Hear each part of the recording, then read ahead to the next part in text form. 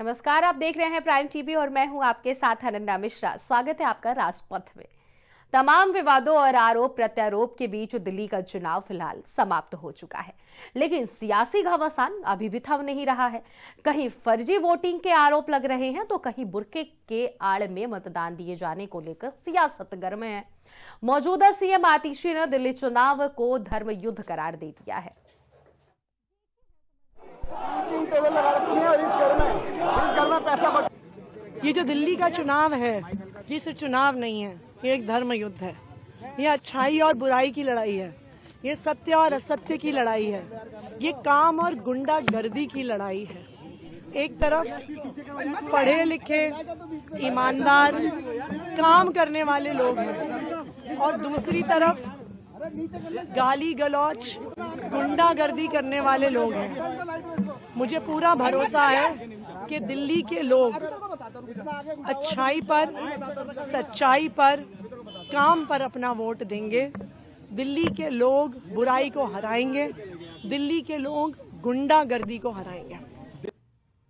इसके अलावा दिल्ली सरकार में मंत्री सौरभ भारद्वाज ने भी आरोप लगाए कि आप वोटर्स को बैरिकेडिंग लगाकर रोका जा रहा है कि इन्होंने चिराग दिल्ली में जैम क्यों लगा रखा है। उधर बैरिकेडिंग कर रखी है, उधर बैरिकेडिंग कर रखी है। वहां वाली जो गाड़ी यहाँ आना चाहती है उसको उधर डाइवर्ट कर रहे हैं, उधर से उसको ऐसे डाइवर्ट कर रहे हैं और जाम लगा रखा है। इनसे पूछिए, ये जो है एसीपी साहब हैं और एसएचओ साहब हैं, इनसे पूछिए कि भाई इन्होंने जाम क्यों लगा रखा है यहाँ पे। वहाँ पे वो कह रहे हैं कि आपने लगवाया है। आप बताइए ना, ये इस तरीके से आप वोटिंग को यहाँ पे प्रभावित करने के लिए सुबह से लगे हुए हैं।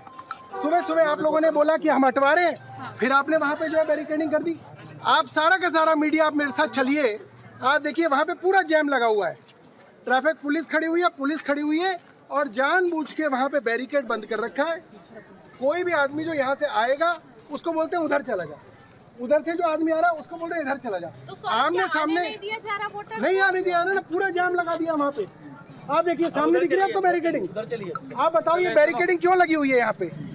मतलब ये सिर्फ और सिर्फ जो है, और देखिए कोई सीनियर अफसर जो है ऑन रिकॉर्ड पे आने के लिए तैयार नहीं है कि बैरिकेडिंग किसकी। अब बताइए, आप कह रहे थे ना आपको सीनियर ऑफिसर ने बोला है। किस सीनियर ऑफिसर ने बोला है वहाँ पे कि बैरिकेडिंग लगाई है आपने अभी मुझे बोला कि आपके सीनियर ऑफिसर ने बोला है और उनसे बात करिए। सीनियर ऑफिसर आपके भाग रहे हैं छुप के, तो ये तो बदमाशी हो रही है ना पूरी की पूरी। ये सर मेट्रो वाला भी बंद किया, वो देखिए वहाँ से बंद कर रखा। देखिए वहाँ से सारे लोग मेट्रो से पैदल चल के आते हैं, वहाँ बंद कर रखा है। तो सिर्फ जो है गरीब गाँव वालों को परेशान करने के लिए ये पूरी की पूरी बदमाशी कर रखी है। क्यों? क्योंकि मैं यहाँ रहता हूँ, यहाँ पे मेरा वोट है, तो इसलिए ये बदमाशी करेंगे। अरे यार ये कोई काम है? तुम काम करो, काम से जीतो ना, ये सब करने से क्या। और देखो भाग गए, छुप के भाग गए सारे के सारे। वहीं बीजेपी नेता भी पीछे नहीं रहे और उन्होंने आप पर कई आरोप लगाए हैं। उनका कहना है कि दिल्ली में बुर्के की आड़ में आम आदमी पार्टी के पक्ष में वोटिंग की जा रही है।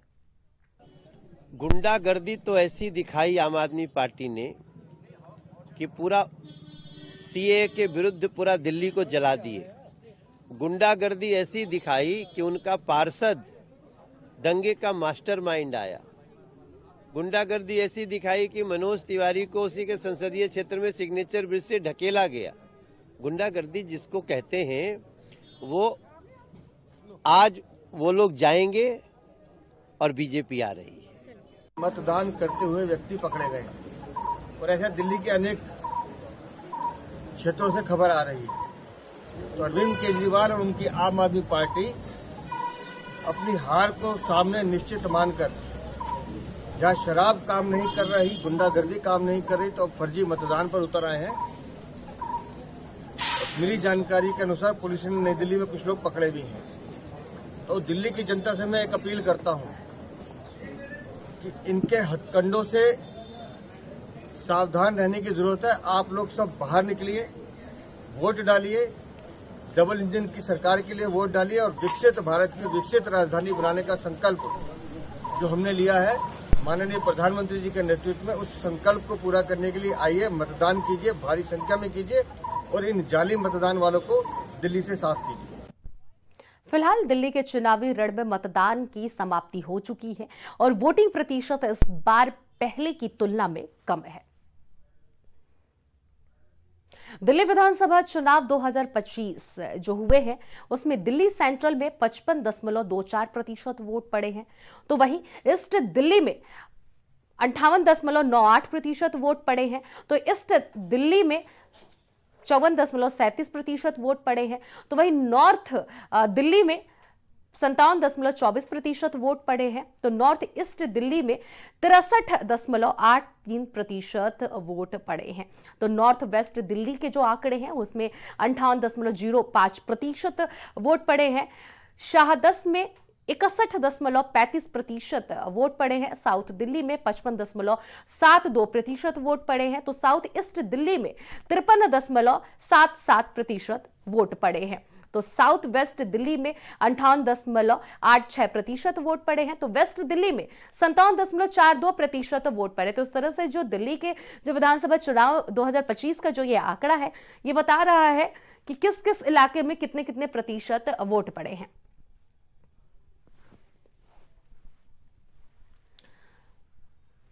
तो वहीं दिल्ली का विधानसभा चुनाव आज समाप्त हो गया है और जो चुनाव में जो मतदान के जो आंकड़े सामने आए हैं वो इस बात को साबित कर रहे हैं कि कौन से इलाके में कितने प्रतिशत वोट पड़ी है। अब देखना ये होगा कि उन सभी इलाकों में जो जातीय जो समीकरण है वो कौन से पाले में अपना वोट डाली है, कौन सी पार्टी एक बार फिर से दिल्ली में आ रही है और सरकार चला रही है। क्या आम आदमी पार्टी फिर से आने वाली है या फिर भारतीय जनता पार्टी आ रही है। एग्जिट पोल के जो आंकड़े आ रहे हैं उससे भारतीय जनता पार्टी आगे आ रही है। और आपको मैं भी बताते चले कि पहले की तुलना में ये कम मतदान पड़े हैं। जहां पर पहले दिल्ली के विधानसभा चुनाव में वोट प्रतिशत ज्यादा थे तो इस बार घट गए हैं। 8 तारीख को किसका चमकेगा किस्मत और किसका चमकेगा सितारे, ये तो आने वाला वक्त बताएगा। लेकिन फिलहाल वोट प्रतिशत घट गए हैं, इसको लेकर कहीं ना कहीं अंदरूनी इस बात की चर्चा भी हो रही है कि प्रतिशत घट रहे हैं, लेकिन दिल्ली में जीत किसकी होने वाली है, सबसे अहम सवाल ये बनकर उभर रहा है। 8 तारीख का बेसब्री से सभी को इंतजार है।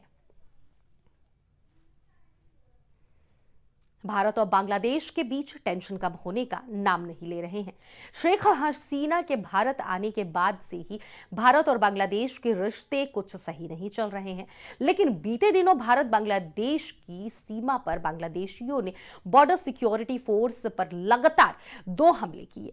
यह हमला 4 और 5 फरवरी को दरमियानी रात को हुआ था और बताया यह भी जा रहा है कि घुसपैठिए बड़ी संख्या में लाठी डंडे लेकर आए थे और उनके पास वायर कटर भी थे। जब बीएसएफ जवानों ने उन्हें रोका तो उन्होंने रुकने के बजाय धारदार हथियारों से उन पर हमला कर दिया। इसके बाद बीएसएफ ने सेल्फ डिफेंस में गोलीबारी की। हमले के बीएसएफ के जवान घायल हो गए और हालांकि एक बांग्लादेशी घुसपैठिए को पकड़ लिया गया और मीडिया रिपोर्ट्स के मुताबिक बांग्लादेशी अपने साथ में कटर धारदार हथियार से सारी चीजें लेकर चले गए। केवल 6 घंटे के अंदर ही 2 बार बॉर्डर सिक्योरिटी फोर्स के जवानों पर हमला किया। पहली बार जो हमला हुआ वह तो रात को 12 बजे के आसपास हुआ था। वहीं घुसपैठिए दूसरी बार फिर से धमके, जिसके बाद बीएसएफ ने इन्हें जमकर पीटा था। बताया जा रहा है कि यह बांग्लादेशी घुसपैठ और तस्करी के मकसद से दक्षिण दिनाजपुर के मलिकपुर गांव से घुसे थे। बांग्लादेशियों ने बीएसएफ के जवानों पर धावा बोल दिया। इनसे सख्ती से निपटते हुए बीएसएफ ने गोलीबारी की। सबसे हैरानी वाली बात तो यह रही कि बांग्लादेशियों ने बीएसएफ के जवानों से हथियारों को छीनने का प्रयास भी किया। इससे एक जवान भी घायल हो गया था।